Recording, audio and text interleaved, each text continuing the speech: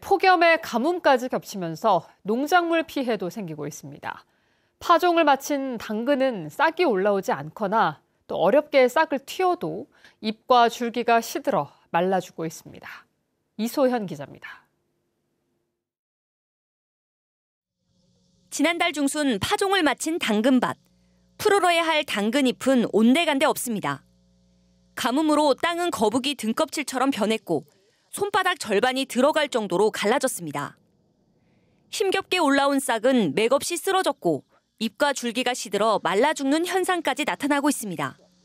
지난달 파종한 당근밭입니다. 연이어 폭염 경보가 이어지면서 발아된 당근 잎들이 타들어가 지금은 흔적조차 찾아볼 수가 없습니다. 가뭄과 폭염에 농업용수 사용량이 늘면서 물을 주기도 쉽지 않습니다. 물로 주려고 하니까 물이 안 나와요. 물 주려고 다 설치를 해놔도 물이 없으니까, 물이 안 나오니까 지금 줄 수 없는 상황이라서 그냥 비만 기다리고 있는 상황입니다. 최근에 파종을 한 밭은 더 걱정입니다. 물 부족에 폭염으로 땅이 데워지면서 당근이 싹을 틔우지 못하고 안에서 말라 죽을 수 있기 때문입니다. 특히 올해부터는 싹이 50% 이상 나지 않으면 재해보험에 가입할 수조차 없어 피해를 고스란히 떠안아야 합니다. 그냥 농자 대비도 건질 수가 없어가지고 이제 올해 같은 경우는 진짜로 완전히 우리 농민들이 앞으로 한 20일 정도 비 안 오면 완전 다 포기해야 된다는 거라. 최근 사흘 동안 농협에 들어온 당근 재해보험 사고 신청 면적은 축구장 16배 크기인 12헥타르. 재해보험 대상이 안 되는 농가를 감안하면 피해는 더 클 것으로 추정됩니다. 제주도와 농협은 10톤짜리 이동식 물탱크를 주요 지점에 설치하고 살수차를 동원해 긴급 용수 지원에 나섰습니다. 양수기에 200대, 물백 200대, 또 그 부분은 공급을 다 했고 또 그 모자란 부분은 중앙회라든가 연계를 해서 오늘 아침에도 20대 정도가 또 들어와서 공급을 계속하고 있는 중입니다. 제주 동부 지역 당근 파종은 현재 60% 마친 상태. 당분간 폭염과 가뭄이 이어질 것으로 예보되면서 농작물 추가 피해도 우려되고 있습니다. MBC 뉴스 이소연입니다. 오늘은 절기상 가을의 시작인 입추지만 해안 전 지역과 중산 간에 폭염 경보가 내려지며 무더위가 이어졌습니다. 낮 최고 기온은 제주시 한림읍 기온이 34.9도까지 올랐고 서귀포시 표선읍이 34.7도, 서귀포시 33.3도, 제주시가 33.2도를 기록했습니다. 내일도 폭염이 이어지는 가운데 낮부터 늦은 오후 사이 남부와 동부 지역을 중심으로 5에서 40mm의 소나기가 내리겠고 당분간 폭염과 열대야가 이어지겠습니다. 지난달 제주 지역 폭염 일수가 역대 2위를 기록했고 열대야 일수는 평년보다 2배 이상 많았습니다. 제주지방기상청에 따르면 지난달 제주도 폭염 일수는 5.3일로 평년보다 3.8일 많았고 2017년 5.8일에 이어 역대 두 번째로 많았습니다. 열대야 일수도 평년보다 2.09배 많은 19.5일을 기록했습니다. 특히 제주시의 폭염 일수는 18일로 역대 가장 높았고 열대야 일수도 4위를 차지할 만큼 북부 지역의 더위가 기승을 부렸습니다. 제주도가 중산간 지역의 환경을 보전하겠다며 대규모 개발 사업을 제한하는 지속 가능한 도시관리 계획 기준을 공개했는데요. 새로운 기준이 한화그룹이 중산간 지역에 추진하는 개발 사업들을 의식한 족집게 특혜라는 논란이 일고 있습니다. 보도에 조인호 기자입니다. 제주도가 공개한 지속가능한 도시관리 계획 기준은 대규모 개발 사업이 제한되는 중산간 구역을 확대하는 내용입니다.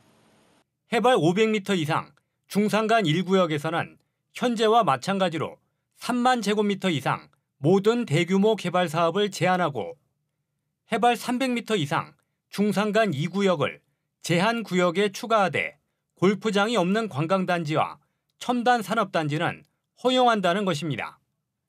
그런데 이 같은 계획을 설명한 도민 설명회에서는 새로운 기준이 한화그룹에 대한 특혜가 아니냐는 지적이 이어졌습니다. 한화그룹이 평화로 인근에 추진하는 애월 포레스트 관광단지와 옛 탐라대 부지의 한화우주센터는 제한 대상에서 빠졌다는 것입니다.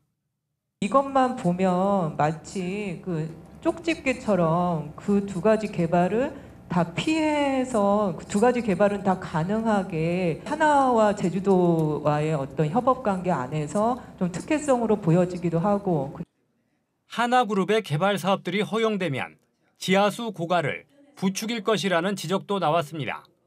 그 우주산업과 같은 첨단 산업 그리고 그 하나가 투자하는 그런 에어포레스트 같은 그 대규모 관광 단지들이 엄청난 양의 지하수를 쓸 것이라고 예상이 되는데 중산간 2구역에 풍력과 태양광 발전 시설은 허용하는 것을 놓고도 논란이 일었습니다.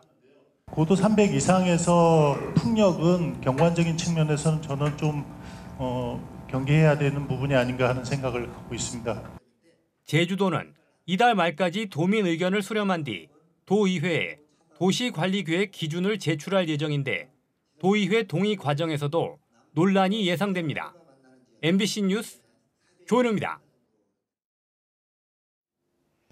제주시 체육회의 직장 내 괴롭힘 문제가 이병철 회장뿐만 아니라 사무국장도 연루됐다는 의혹을 보도해드렸는데요. 고용노동부가 공문까지 보내며 가해자와 피해자 분리 조치를 요구했는데 이병철 회장이 보름 넘게 묵살한 사실이 확인됐습니다. 박주연 기자가 보도합니다.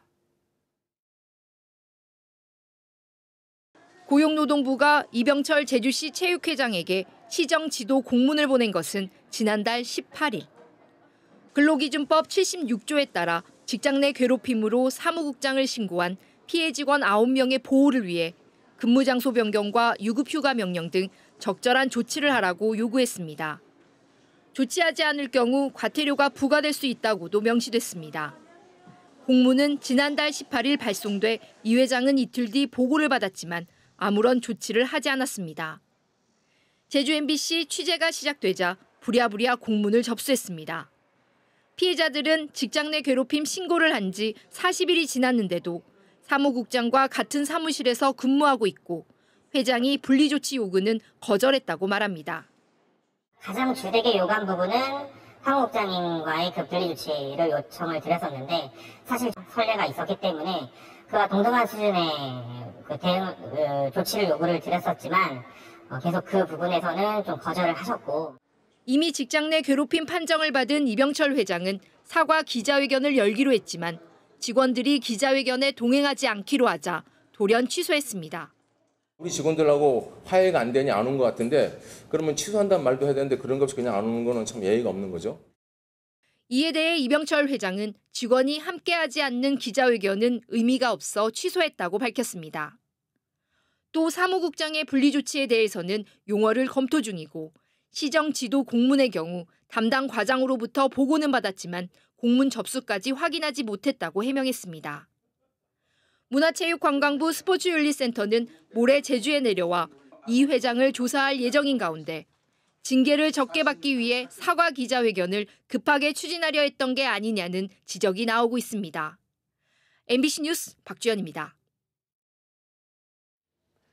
제주를 대표하는 음악축제인 2024 제주국제관악제가 개막했습니다. 첫날인 오늘은 제주도 문예회관에서 우리나라와 대만의 초등학생들이 참여하는 13살 이하 관악 경연대회가 열렸습니다. 올해로 29번째를 맞는 제주국제관악제에는 국내외 관악인 4천여 명이 참여하며 오는 16일까지 제주 해변 공연장과 신산공원, 제주 아트센터와 돌문화공원 등에서 다양한 공연이 펼쳐집니다. 독립기념관장으로 임명된 김형석 고신대 석좌 교수가 제주 4.3 사건을 왜곡했다는 논란이 일고 있습니다. 김형석 관장은 3.1절 경찰 발포 사건이 4.3의 도화선이 됐다는 주장은 남로당 폭동이라는 본질을 희석시키려는 정치적 해석이고 4.3 진상조사 보고서는 역사적으로 4.3의 실체를 평가한 연구가 아니라고 주장해왔습니다. 더불어민주당 제주도당은 논평을 통해 윤석열 대통령은 4.3 왜곡 인사 임명을 철회하고 4.3 희생자와 유족, 도민들에게 사과하라고 요구했습니다. 제주시가 화북상업지역 주상복합용지 매각에 또다시 실패했습니다. 제주시는 주상복합 용지 19,000제곱미터를 최저 입찰 가격 927억 원에 9차 매각 공고를 내고 입찰에 붙였지만 응찰자가 없어 유찰됐습니다. 제주시는 이번 입찰에서 지연 손해금을 내지 않아도 대금 납부 기한을 연장해주는 조건을 제시했고 일부 건설업체들이 관심을 보였지만 실제 매각으로는 이어지지 않았습니다. 제주도 교육청이 내년 공립학교 교사 200명을 선발합니다. 선발 예정 규모는 유치원 교사 9명, 초등학교 교사 94명이며 특수학교 24명, 중학교 73명입니다. 올해와 비교하면 유치원과 초등학교 교사는 12명 늘었고 중학교는 11명이 줄었습니다. 교육청은 9월 30일부터 응시 원서를 받아 11월과 내년 1월 1, 2차 시험을 통해 최종 선발할 계획입니다. 제주 지역에서 사람이 해파리에 쏘인 피해가 전국에서 가장 많은 것으로 나타났습니다. 국민의힘 정의용 의원이 해양수산부로부터 받은 자료에 따르면 지난 2020년부터 지난달까지 전국적으로 해파리로 인한 인적 피해는 1,200여 건이 발생했고 제주도는 2,200여 건으로 가장 많았습니다. 뉴스데스크 제주였습니다. 고맙습니다.